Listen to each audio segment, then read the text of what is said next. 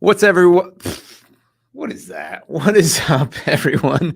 Welcome into Team Stanyo Live. Happy Labor Day weekend. I hope you're having all kinds of fun and rest and enjoying, and you're grilling something somewhere and you're splashing in water somewhere and you're getting to enjoy summer just a little bit longer. I know I have this weekend, but tonight I'm working for you. So a lot of fun things we're going to be talking about tonight on the channel. We're going to be talking a little bit more about development downtown in Cincinnati and OTR and some of the things that are happening down there, how that impacts areas around it. We've kind of talked about that a little bit before. Going to look at a few interesting properties, both downtown and what I'm in the burbs, and kind of do a comparison there, a price point comparison, and show you kind of what you're getting if you're looking for that urban walkable living feel, or if you're wanting to be in a new development with a larger home, a little bit more out in the burbs, maybe closer to the airport in Northern Kentucky.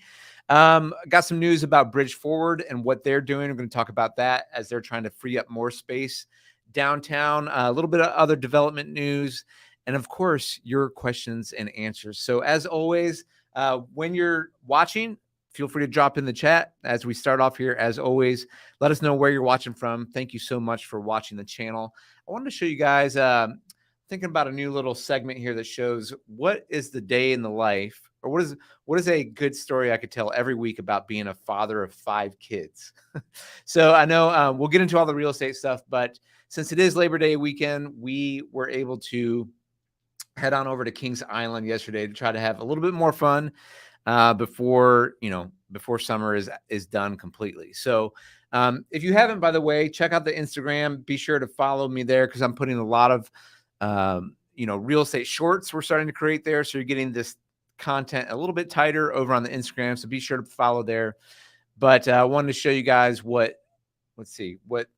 This was last night. What last night looked like for us over at Kings Island. And if you know, drop tower at Kings Island. So got 3 of my boys there. We all went to the water park, but then I stayed after with my 3 oldest sons. And we had to get the blue ice cream. Definitely got the blue ice cream. That was a hit. Super fun right after drop tower.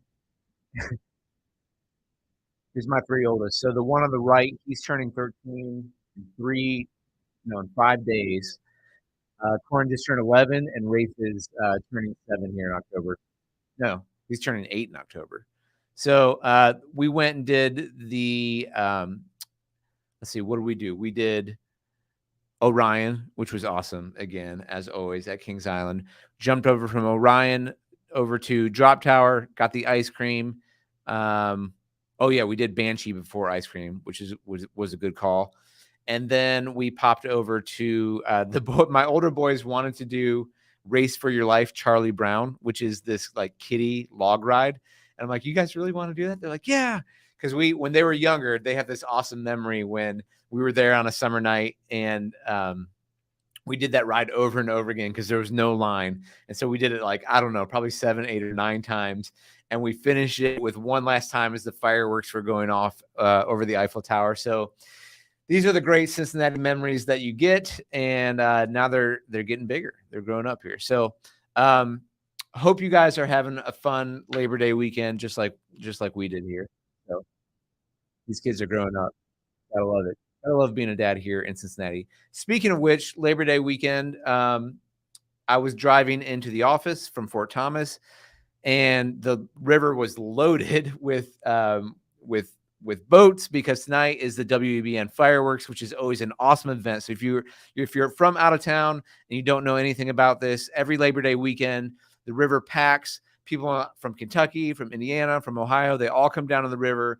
And there's this amazing fireworks show down at the river set to WEBN, which is like the local rock station. So it's set to rock music. It's on multiple bridges. It's over the bridges. Tons of fun. So you've got people on the river. You got people on the banks watching the show. It's always a ton of fun. Very, very cool, fun show. So that's where people are at right now, gathering. And, I'm just showing you guys kind of what it looks like a little bit here. But boats on the water, fireworks going off the water. It's a cool time. So if you've never done that here in Cincinnati, it's an awesome Fun time to do every Labor Day weekend to go down and watch the WEBN Fireworks. So very, very cool. All right. What's up? Who's checking in here? Rick King watching from California. What's up, Rick? Thanks for checking in. Appreciate that. And thanks for watching. So let's get into some of the news for tonight. And as always, if you guys have questions, feel free to leave it in the chat. First thing up, I want to show you guys is that Cincinnati down in Central Parkway downtown, which is kind of like a main artery from east to west, across that kind of divides over the Rhine and downtown. Cincinnati has proposed to shrink Central Parkway, and they came out with some different renditions this week. So City of Cincinnati is proposing to shrink Central Parkway down to 1 or 2 traffic lanes in each direction as it aims to redesign the part of the artery that connects downtown to over the Rhine and the West End to be more pedestrian friendly and spur development. That's the big thing I kind of wanted to focus on tonight is this idea to keep on spurring development downtown. We've talked about that in recent weeks with the office space conversions that are being turned into apartments downtown. We talked about it last week with this $300 million West End project slated to go before the City Planning Commission.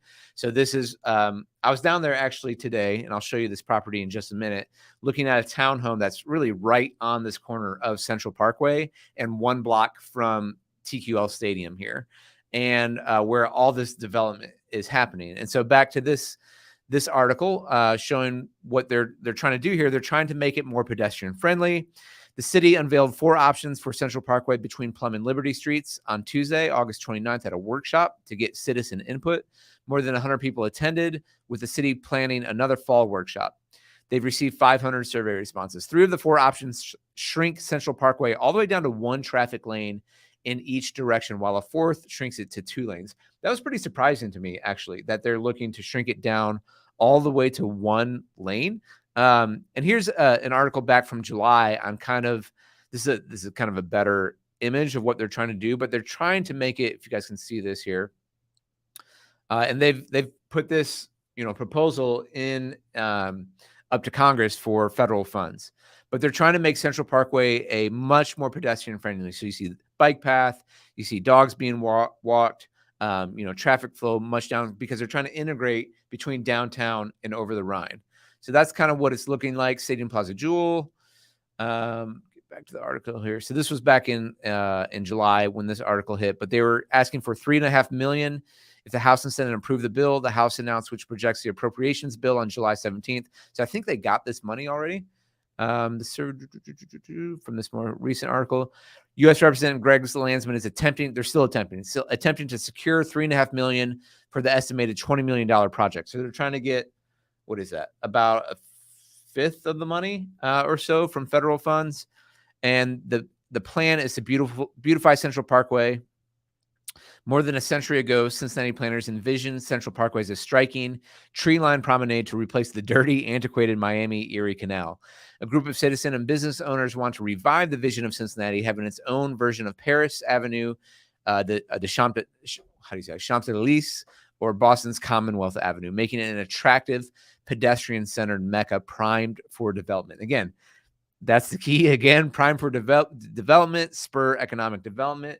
So they're really trying to beautify the area so that you can continue this economic development down there. So I was actually down there today at this property right here, 211 Kemp. I was showing this to a potential, to a client of mine who's been looking downtown for different condos or townhomes. And this was like I said, location wise, this property is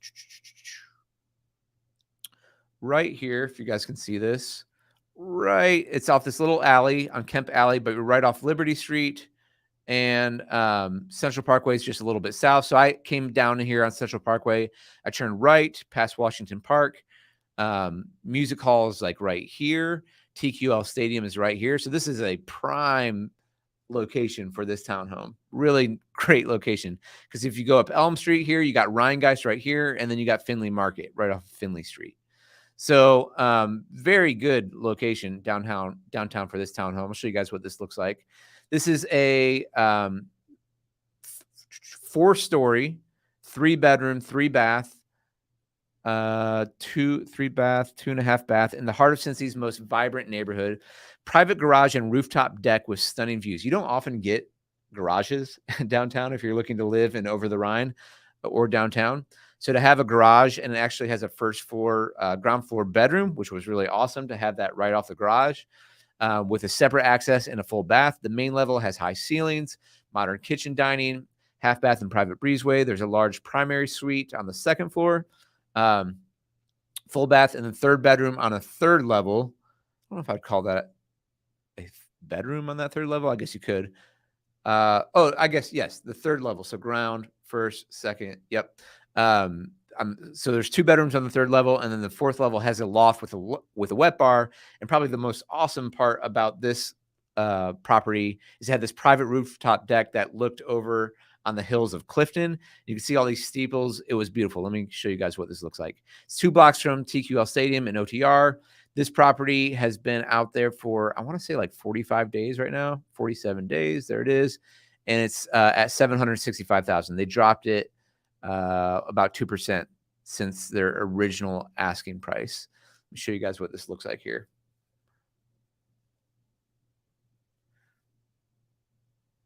So it was this one right here with the chairs. This is their neighbor that's already got it designed. But awesome little alley. There's some security nearby, which is very nice as well. You've got the garage right here on that first floor, and then first floor bedroom, which is right there. There's that first floor bedroom.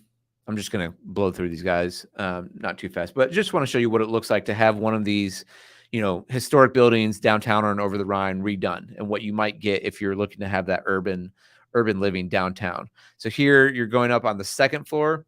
You've got a few open steps. It's wide open. Got a half bath there, into a nice open kitchen and living room. They did a really nice job on this. I thought the flooring is bamboo, and it turned out really nice. So what your kitchen looks like on the second floor. I thought the staircase was actually really cool. It had the metal rail. Living room on the second floor. Got a bar the other way. They put in bocce. You got to love stagers, right? Put in bocce ball in a place where you might put a grill. Then on the third floor, you got one more bedroom here right off the stairs, full bath. And then you had a master. That's the third bedroom, or I should say second bedroom. Laundry on that third floor. Then here's the master bath, closet, and bathroom with views out the back. Trying to get you guys to see that deck on top, because that's what I thought was really cool.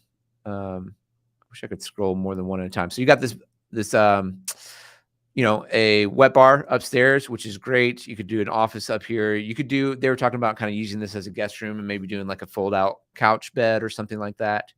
But you've got these double doors out to the private back patio, which is where I would be hanging out all the time, with my bar up there, having a drink. And like I said, you got this awesome view of Clifton. So you could see, and they're like, what's that over there? And you can see Old St. George. You could see Walnut Hills High School and a few of these other steeples, with some really, really great views up there. And like I said, TQL Stadium, literally 1 or 2 blocks away. The development on Central Parkway we were talking is just a few blocks south of here. This is really on the corner of Liberty Street. But they're trying to get that connection, but like I said, between downtown and over the Rhine, so you're not cut off, so that it's just more pedestrian friendly. And I think that's really what you're seeing more of happening downtown. Is we've been talking about this for the last few weeks, trying to get more residential living downtown. And it's projects like this one where you're changing Central Parkway, and getting the funding to do something like this, that's going to bring obviously more and more residents downtown, along with grocery, more retail, things like that. And so that's the development that I think you're going to see continuing to come, as yes, some people are moving back into the office space, and some employers are saying, hey, okay, COVID has ended. We kind of want you back a little bit. Let's all get back to normal. But what really is new normal? I don't think you'll ever get back to pre-COVID in terms of all the people working downtown. So I think the cities that are thinking forward about this are trying to get more residential living, do more conversions, thinking about projects like this, so you can, you're still keeping that tax base up, honestly, from what you're losing from a commercial standpoint. and you're getting more and more people downtown. And honestly, it's really cool. So, this is a drone view, but this is a view, again, looking out over Clifton. And even if you kind of looked around the corner from this townhome, you could see Mount Adams out to the east. You don't have this view, but this is a drone shot of where you're at in downtown, or in over the Rhine, I should say. And there's Mount Adams right over here. If you keep going past Mount Adams, that's where I am right now. So hi, I'm in east side of Cincinnati and Columbia, Tusculum right now. So that's really cool. Social Rick Customs said had a good time in OTR last week. Glad to hear that. It's a lot of fun. Great restaurants, a lot of fun bars, a lot of great things to do, a lot of great tours. So if you're ever coming to just visit Cincinnati, there's all kinds of awesome tours that will help you through the historic architecture, help you understand about Music Hall, the different breweries, great food tours. So I definitely recommend if you're coming into Cincy for just a weekend. In fact, I've got a video that says what you should do if you're just doing a 24-hour trip. Check out that video on what to see, but I would hit up one of those tours as well. It's a great time. Rick, what did you do when you were here? Would love to hear it. So I kept saying social. My apologies. SoCal Rick Customs. Yeah, let us know what you did when you're here.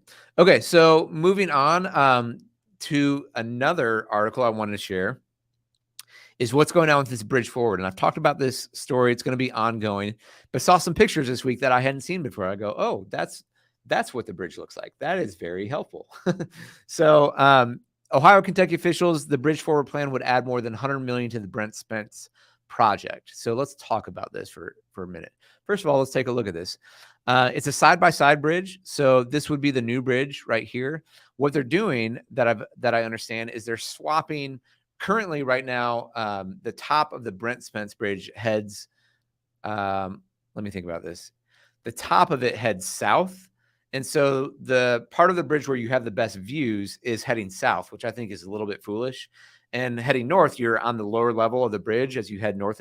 And you want to take advantage of those views. So they're actually, I believe, flipping that around with the new bridge. And so this traffic right here is heading to the new bridge. You can see it looks like it's, I can't remember if it's 4 or 5 lane.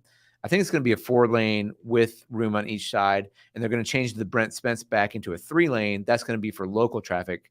So it's a side-by-side bridge. I'm not sure if this is exactly what the bridge will look like, but you can see the traffic patterns. This is going to be traffic flowing north, and then the Brent Spence is going to be for local traffic on the right. So I guess the new one's not called the Brent Spence Bridge. It's whatever, the companion bridge, whatever it's going to be named. So it's going to cost over $100 million with this bridge forward plan. And they're trying to get more land downtown for more development. And their basic thought is like, hey, we got an opportunity here. We don't build bridges all that often. And we're kind of squeezed between, the hills around Cincinnati and the river. So it's not like we have all this development, opportunities to get developable land downtown. Let's take advantage of that. And while we're doing it, let's see if we can create, a plan where we can squeeze out more developable land downtown. I think that makes a lot of sense, but there are challenges. So let's read about some of those challenges. Citizens Group's proposal to reduce the footprint of Interstate 75 as it approaches the Brent Spence Bridge and its planned companion bridge would add between $100 and $140 million to the project costs, according to ODOT, the Ohio Department of Transportation. SoCal Rick, we were checking out cities in Ohio and Northern Kentucky, getting a better idea of where we would like to be. Awesome. Let me know if I can help in any way.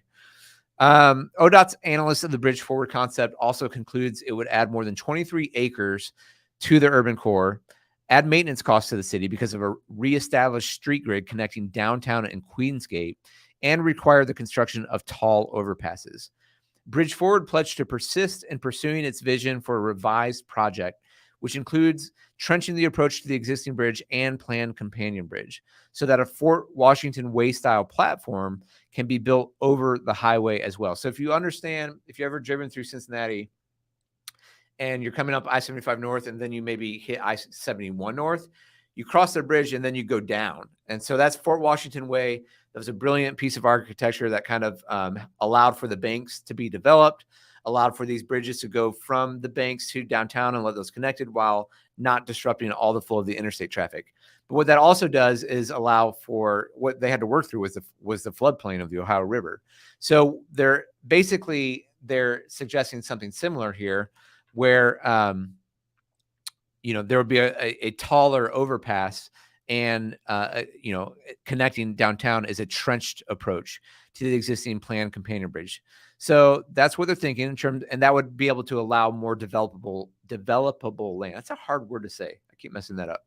The Brent Spence Bridge project, which would add 8 miles of highway widening between the Western Hills Viaduct and Dixie Highway in Fort Mitchell, is estimated to cost $3.6 billion, up from $2.8 billion in 2022. So it's up 800 million since that estimate in 2022. So they're kind of like, what's another 140 million, right? So adding 140 million to the project would increase the cost by 4%, 3.9%, 2.8 to 3.9. So, and that's the basic argument as I'm reading these articles, is they're like, hey, it's a drop in the bucket, and we don't, you could get another X amount of acres out of here. Let's do this now. So an economic study performed by Bridge Forward estimates the city was able to reclaim 25 acres and build a $1.5 billion mixed use project on that list. So again, that's the kind of the idea here is like, how do we get more mixed use economic impact downtown? The one-time construction economic impact would be $3.2 billion. ODOT's response on behalf of the bi-state management team, which includes the Kentucky Transportation Cabinet, is based on a June 26th submittal by Bridge Forward and an engineer hired to refine its plans. They said that it calls for geometric issues stemming from stacking the interchange between US 50 and basically it's hard. Okay. It's hard to do. It's going to cause it's going to be a big challenge to do it. There's a tunnel, there's ongoing costs. The new local northbound and southbound streets that would allow the footprint to be reduced are 30 feet to 40 feet higher than the existing ground, creating a potential physical and visual barrier between downtown and the Queensgate neighborhood.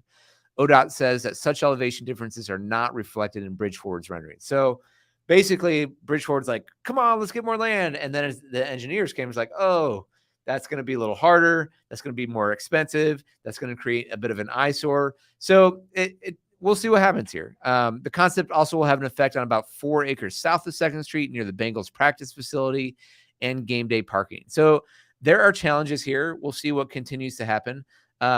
This is a great image I want to show you guys because you can kind of see if I can make this a little bigger, what's happening here, all right, from above. So the green, I believe, is non-contiguous developable parcels, contiguous developable parcels. So this is the land they're trying to get extra, right? Pink, pink, pink, and green, green, green. If you can see where this is I-75 going north here. Here's 4th Street, 5th Street, 6th Street. Here's where I-71 comes in and merges in. And here's Paycor Stadium. Here's the Bengals practice facility. And then the bridge is going to cross the river down here. So this is where they're trying to get this extra land, which makes sense. Makes total sense. What if, instead of it just being a wasteland, let's take advantage of that right now. There's another article here with a few quotes, and I wanted to show this one because here's another good view of it. Some of these images are starting to come out, and so it's nice to be able to see, oh, what is this actually going to look like? And I used to work, see if I can show it back on this one. I actually didn't know that this looks to me like Longworth Hall right here, because I used to work in this building when I worked for a startup here in Cincinnati. Is not getting demolished. So here's the Longworth Hall. This building was actually built by the same. If you've ever seen Camden Yards in Baltimore, it was originally built by B&O Railroad. It's the same exact building as the brick that's in right field in Camden Yards. So if you guys remember where Cal Ripken used to play and the Orioles still play, so it's a really cool building. Super long. It's called Longworth Hall. So it looks like it's still going to survive. So hooray for Longworth Hall. And here's another view of that. So looking into Cincinnati. So a few other bullet points from this. It's going to, the new project would require more than $1 million a year to operate to do that tunnel. There's create some safety issues if you're navigating too steep of roadways. And there's about 13 acres of developable land on the western edge of downtown instead of about 24 acres depicted in the latest bridge forward. So it's like, we're not getting as much as we can. There's higher costs. So it's a challenge. But, I think the quotes here, so the cost called a tremendous return on investment. Bridge Forward founder Brian Boland and his supporters were undaunted by the response. And he said, he says the group's proposal would be a tremendous return on investment when the bridge project is done, the group said in a statement. We urge Cincinnati City Council to step up now and guarantee the funding. Spending less than 5% of the total project for a historic change is a bargain for our region, said Mayor John Cranley, or former Mayor John Cranley. And I kind of tend to agree with that. Again, you're dealing with something that you don't get a lot of opportunities for this. So if you can get that extra land now, I'm like, yeah. I mean, if you're looking at 3.9 billion and you can do this for 140 million and some ongoing costs, but you get that development, I mean, figure it out. That's kind of my idea, is like figure out the costs and see if you can make it work. We're still Mayor Mark Mallory. We talked about this a little bit in previous videos, but in creating new connections to the west side, the bridge forward concept would repair some of the disruption created by the construction of I-75 in the 1960s, said Mark Mallory, another former Cincinnati mayor. We're still dealing with that damage that was done. He said, this is a chance to create new opportunities for one of Cincinnati's most historic neighborhoods. Finding the money to pay for it should be a priority. So I think that's cool as well. If you can, the Queensgate and the West End was damaged by the interstate. So if you can kind of try to make that right and get more development in that land, I think that's really cool. So we'll see what happens. They're still innovating. They're still trying to figure it out. And they've got a little bit of time. So we'll keep following that idea. So I showed you guys this property here downtown. Awesome. So Rick got out to Kings Island and Main Strasse. That's awesome. Main Strasse, by the way, in Covington, awesome area as well. Great restaurants. A lot of options to choose from. And it's just it's easier. It's maybe a little easier to get in and out of. Maybe not in terms of the OTR, but there's not as many people there. It's safe to say. But it's a beautiful area. The Main Strasse strip is awesome. Kings Island, glad you made it out there. Hope that was a lot of fun. It wasn't too crowded for you. But good, glad you made it. And you got a firsthand look at driving the bridges in traffic. Yeah. So sorry you had the traffic. The Labor Day weekend can add a little bit more to that. But normally, normal traffic here, if I'm showing people, is like, especially people from like California or Seattle or Texas or something like that, they're like, oh my gosh, it's nothing there compared to where we live. So so this home is $765. I want to show you guys one other home, which I've showed before. I believe I've done a video on it, but it's for sale. And I've talked about this in terms of where we are at in the market, where it's time of year where properties that are out there a little bit, you might get some sellers who are potentially a little bit more motivated. Depends on the situation. But this is a beautiful home out in Hebron, Kentucky. We've done some videos in Rivers Point Estates. This is a master plan community by developer John Tobin. And so in this property right here, you're comparing 211 Kemp, downtown, urban living. It's 2,200 square feet, 2,291. And it's a 3-bed, 2.5 bath. Versus if you pop out to Hebron, Kentucky, you've got a 5-bedroom, 4-bath, 4,362 square feet on a 0.3 acre. So brand new development. This home, I believe, is just 1 year old. You're getting double the square footage for less than $100,000 more. So this one's at 845. Just little details. It's a Dries home, the Brennan floor plan.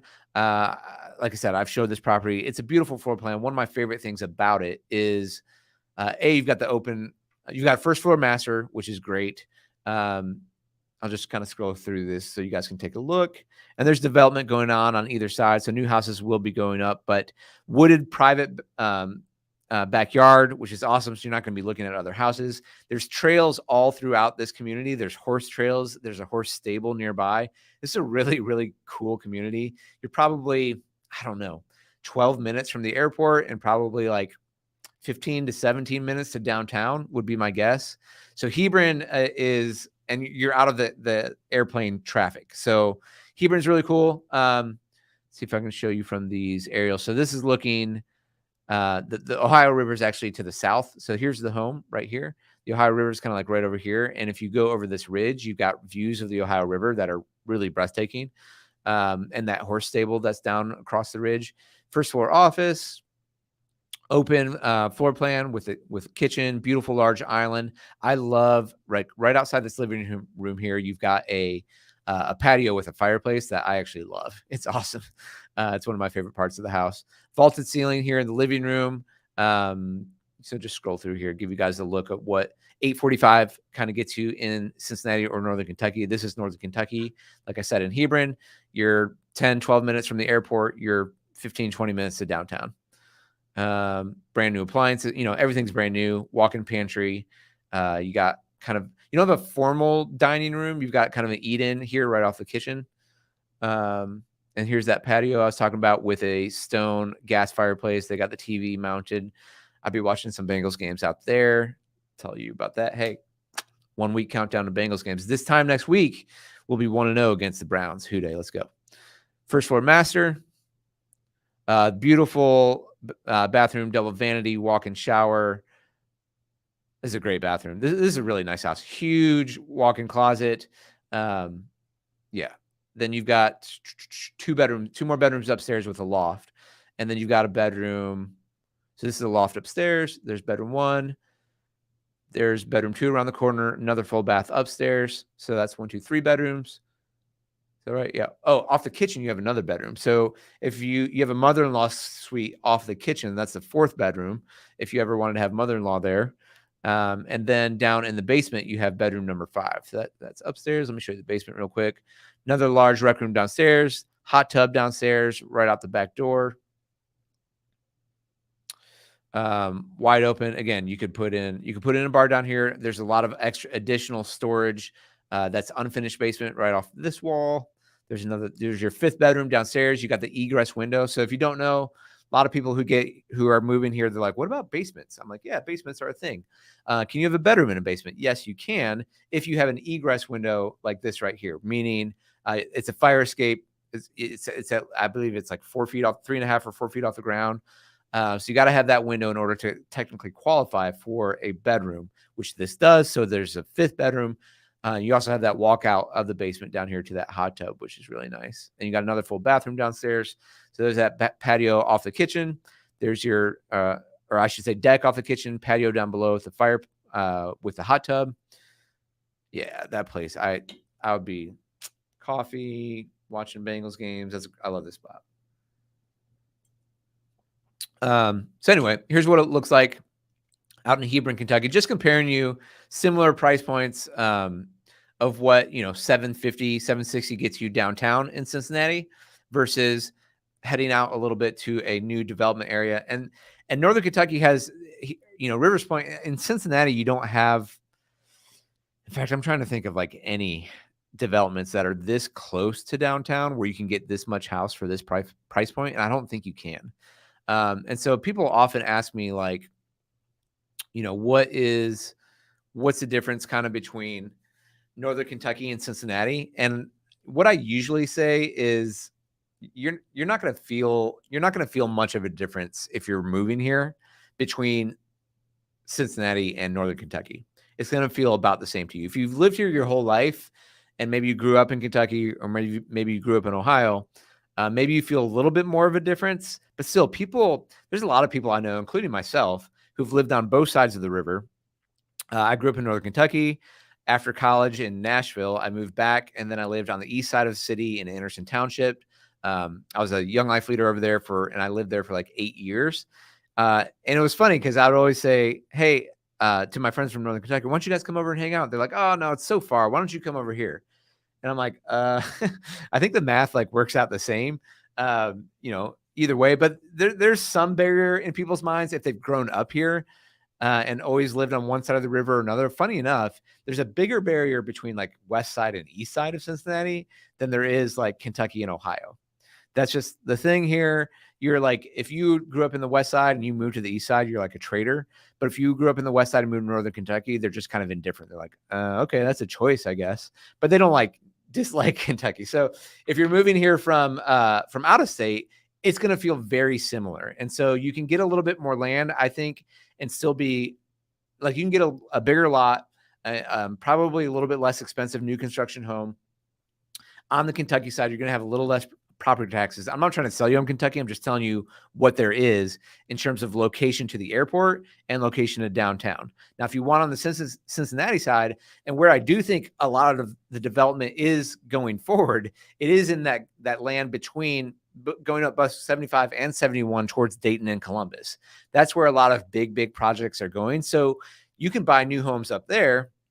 When you get up to Lebanon and Mainville and Monroe and Morrow and kind of those areas, and up towards Middletown, excuse me. And I think you'll continue to see builders like Dries and Fisher and MI Homes push up there, because that's where there's some developed, there's land up there to still have. You have a little space up there. But when you get up there, you're 45 minutes from downtown pretty easily, versus Northern Kentucky, on the outskirts of where the development is, like kind of in Walton, you're probably like a half hour. Like south side of Union, Kentucky and Walton, you're like a half hour to downtown. So that's kind of where it is from a development standpoint. Houday, let's go. Hey, what's your all's call for Bengals Browns? How you all feeling? So I like that we have Orlando Brown Jr. blocking Myles Garrett instead of and I think probably Jonah Williams is feeling that too. I love what we're feeling. Hey, Joe came back to practice this week. That's all good. Very happy about that. Gets a full week of practice in. I'm confident, man. Expectations are so high for this team, and I'm ready to watch them. I'm super excited. Are there a few holes? Yeah, maybe like the third down back that blocks maybe like 7% of the snaps a game. But this is a deep team. I hope we get out of the gates a lot stronger than we do last year. We don't want that 0-2 start again. I want that one scene. So, Houday, hope you guys enjoy the game next week. I've mentioned in the last week that I might not do this live when there's games. I don't think I can wait to watch the game next week. So I think I'm going to watch it live at my house, host some friends, and then try to pop in here for the live afterwards. Rinketic, what's the biggest difference between CB and Cincy? Columbus and Cincy? Is that is CB Columbus? I'm trying to figure out what CB is. Let me know. You're talking about house prices. There's not if you're talking Columbus and Cincinnati, honestly, I don't know. I'm not a huge, yeah. Okay, good. Yeah, you're talking Columbus. I'm not a huge expert on Columbus. I didn't go to college there. I went down to Nashville. I went to a small school called Lipscomb University down there. But, price point is probably pretty similar. And I think if you're an investor, most people who are looking to cash flow and, Cincinnati, Columbus, I feel like come up on the same list all the time, and they're generally pretty close. So how that translates to residential is going to be similar as well. The difference, I think, more in the city is, Columbus is probably a bigger college town. Now we have University of Cincinnati, we have Xavier, we have Northern Kentucky University, and more.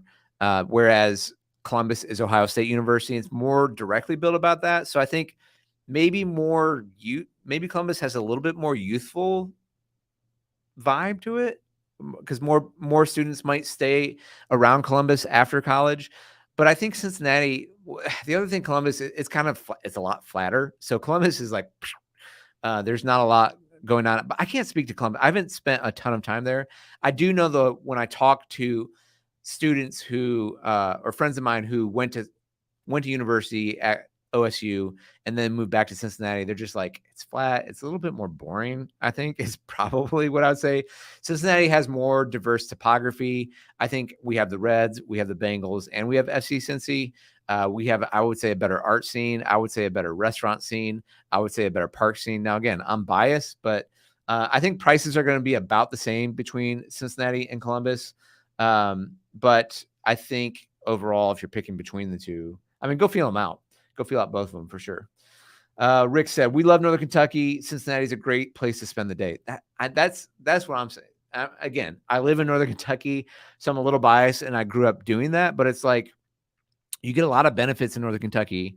Probably a little bit. You're saving a little bit on taxes at the end of the day and you can pop into Cincinnati whenever you want. I think it's just most people. Like I see comments on my videos when I show like I'll do a short where I'm doing a condo for 200 in Cincinnati, and then I'll do a condo for 200 in Kentucky.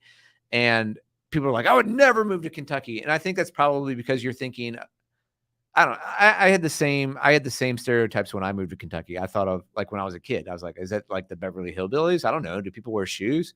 And there are parts of Kentucky, I'll say, where that is maybe more of a legit question, but we're not Eastern Kentucky. We're not Western Kentucky. We're not Lexington. We're not Louisville. Northern Kentucky feels just a lot. It's its own thing. It feels more like Cincinnati, but it is still technically in the South because you're across the river in Kentucky.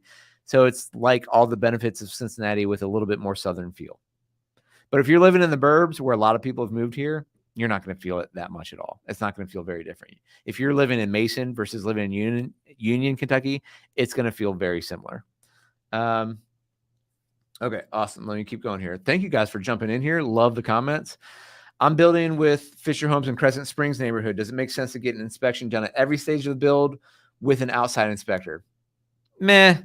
I think when you finish, I think it's, you get to do the walkthrough before they do the drywall. And, do you want to mitigate a little bit more risk? You can to get an inspector in there. I would say probably if you're going to get a third-party inspector, get it once the drywall is done, because they'll be able to see a few things that you can't, like they'll climb up on the roof and if there's some nail pops or something like that. Other things you're going to be able to spot your first year in the home, and you've got that warranty, and you can make that list and have Fisher Homes come in and build that stuff as things settle or things pop up that aren't just right.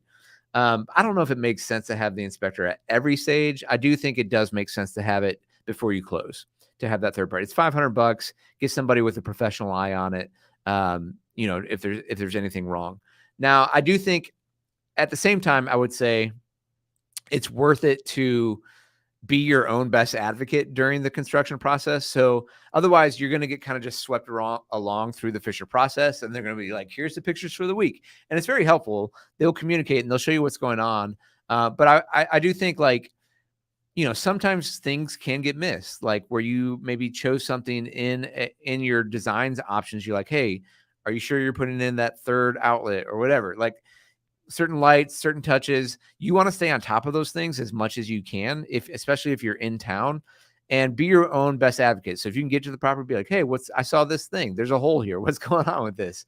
But do you need to pay for the additional inspector before the pre-drywall? Probably not, especially if you're being on top of it. Now, if you have an agent with you as well, it's helpful. In fact, I ran into a problem. I've done a lot with Fisher. I like Fisher Homes. They build a good product.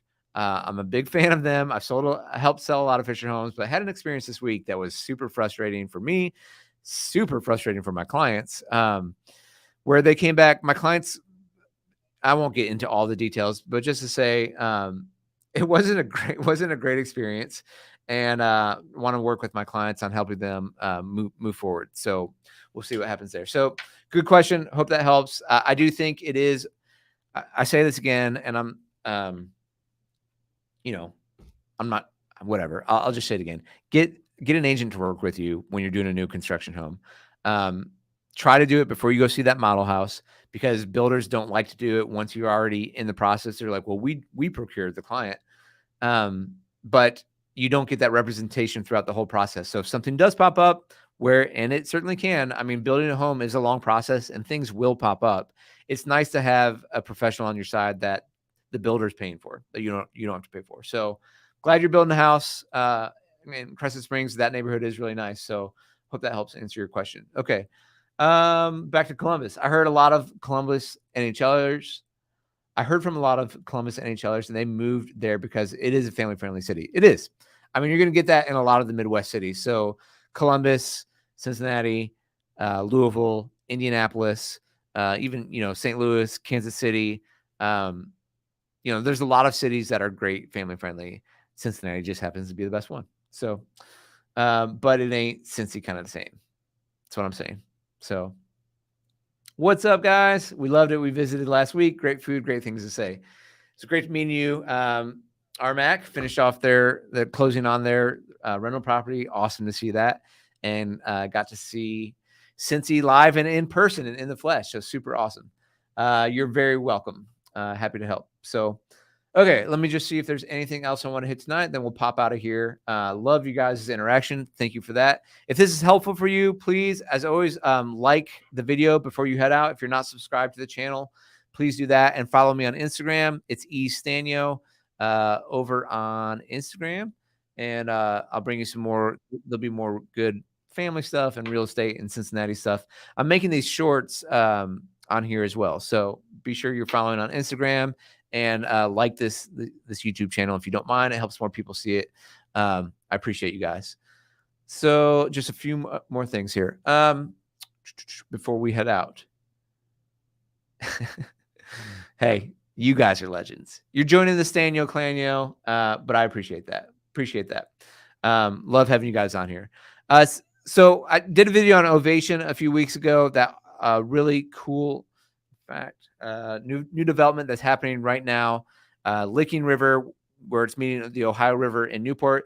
They landed a huge tenant in St. Elizabeth, which is a major medical hospital in the area. So they're up to 50% occupancy on the building. So that's huge over at Ovation. So for those of you who are looking to live there, let me bring that up real quick. Ovation on the river. It's over. This is a very cool, get back to the urban resort. So you're right across basically from Great American Ballpark at the Ovation. Here we go. I'll just leave it here. You've got all these residential units that have Ohio River views, have downtown views. Then you have this mixed development space. And so St. Elizabeth, they landed, is going to be right here. So you're going to have that medical service right there with you at Ovation on the River. You've got these rooftop balconies. You've got different bars. Like this is really coming together, and it's an awesome place. The residential units, I think, start. I think they're in the 900s to 1,000, or sorry, to 1 million. But this is going to be another beautiful place to live that's coming soon. If you want more insight on this, hit me up. I can connect you with their sales agent there. Would love to help you guys with that. But they landed St. E, so that's a big deal as they're continuing to fill out their development there.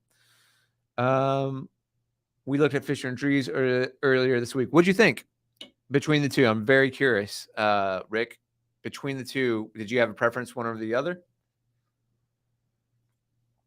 And I'm curious what models you went and saw. Yeah, it is sick. It's going to be very cool. It's an awesome location. It's a big deal for Newport. There's still some properties in Newport. The east side of Newport was developed and had a lot of flips the last 5 to 10 years. I know because I did some of them. So like east of Monmouth, you've got, and on the northeast side of Newport, you have what's known as, oh gosh, why am I blanking on this right now? It's a historic district. It's called Mansion. I'm totally blanking. I think it's, I forget what it's called, but on the northeast side of Newport, beautiful architecture, beautiful buildings. And from there south, you saw a lot of flips down like Park Street. And let me see here. What am I thinking? Let me pull up a map real quick.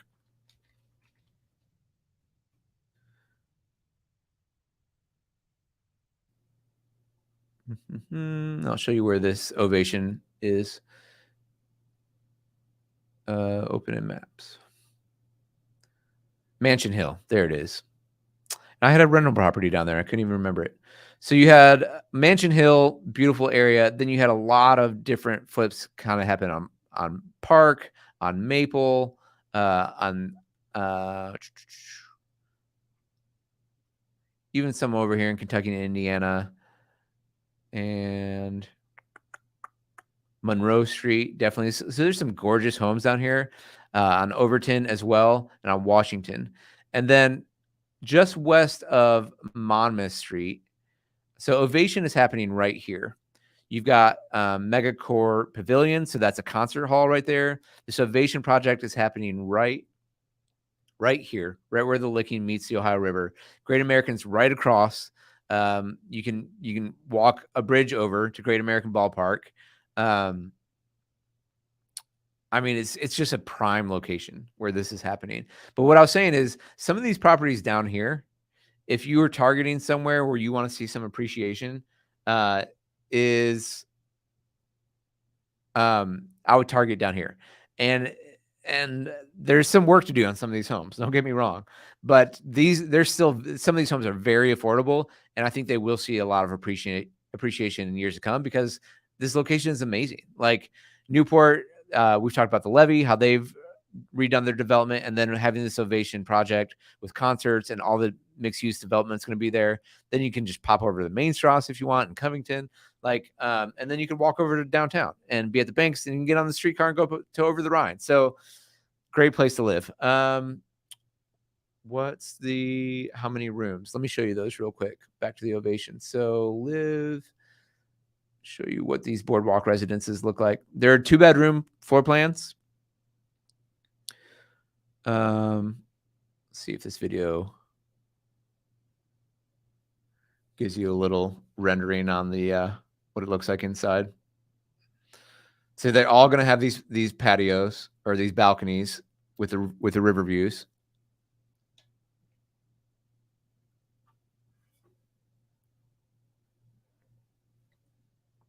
%70 of inventory sold. So yeah, that's going fast.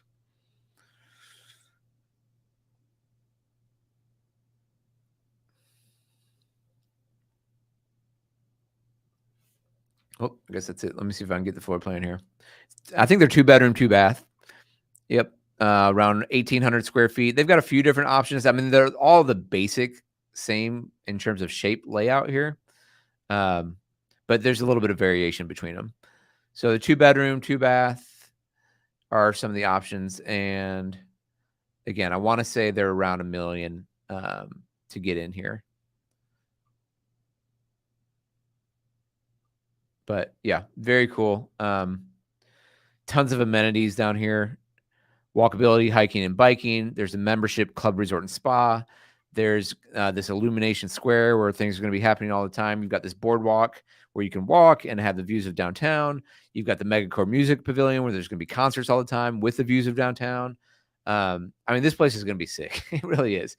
Park, play, and pickleball, entertainment, auto detailing, safe environment. I mean, it's a luxury upscale environment, obviously, but if you're in this price point, this is going to be a great place to live. Pet friendly, ample and secure parking. You've got concierge services, public art, financial advantages because you've got some lower income taxes being on the Kentucky side, lower sales tax in Kentucky than a lot of places around the country. So yeah, they're going fast, and if you are interested, would love to help you out with that. Let's go back to here so you guys can kind of keep an eye out on that. So you guys checked out condos, townhouses. Awesome. Looking at Rifle Ridge and Dries models in Alexandria. Yep. And you also looked at the Ashton by Dries. Cool. Yeah. Dries has some good options for sure. I like what Dries does. They're a quality builder. They're right behind Fisher in terms of the overall largest builders by volume in town, but they make a great product. How common is gas in Cincinnati? Asking because in EU most use electricity. I think you're talking about gas for like either furnace or your stove. It's very common, honestly. You can always, generally speaking, wherever you're at, if a home doesn't have gas for the stove, you can add a gas line. It's not too complicated, and bring in a gas burning stove. So I would say how common? I mean, probably like, if I were to guess, 30%, something like that, of homes might have a gas stove. But like I said, it's not too complicated to put in. So if you find one, especially if there's a basement, like if there's a basement, and what you'll often see is a basement with a gas line to the furnace, And if it's an unfinished basement, you don't have a ceiling up yet, it's super easy for a plumber to come in. I don't know, maybe $1,700 to run a line into the kitchen where you can hook up a gas stove. So yeah, good question. All right, guys. Let me see if there's anything else I wanted to hit. There's an article about how we've bounced back from the MLS and basically said, hey, we didn't have an MLS and it sucked. And now we have one again. So that's about the story on that one. I'm not going to go too deep into that. Here's what the new MLS looks like, at least on the dashboard. Wanted to show you just a quick look at let's see if I can make this a little bigger. What's happening in the market in the last 30 days. We've had 1,700 homes for sale. 1,350 of those are in contract. 1,181 of them had a price drop. So that's interesting. You are seeing some more price drops out there. As I said, we are in the kind of later portion of the summer. And if sellers need to get it sold and it hasn't sold yet, they may be priced a little bit too high. And this is a good time of year, I think, for buyers to kind of come in and say, hey, can we get it at list price or below? Now, those that still hit the market that are brand new still might be in multiple offers because inventory is still tight. When you got 1,700 listed, you had 1,465 closed and 1,354 in contract. It's still very low inventory, but of those properties that are on the market that are sitting, those are the ones where you might see price drops, or you could offer potentially a little bit less. So we like the homes Andrew showed us as well. Awesome. Good. So awesome. All right, guys. Hey, I'm going to bounce out. I appreciate you guys jumping in again. Super happy to have you on here as always. Again, if this was helpful for you, please hit that like button before you head out. Subscribe to the channel.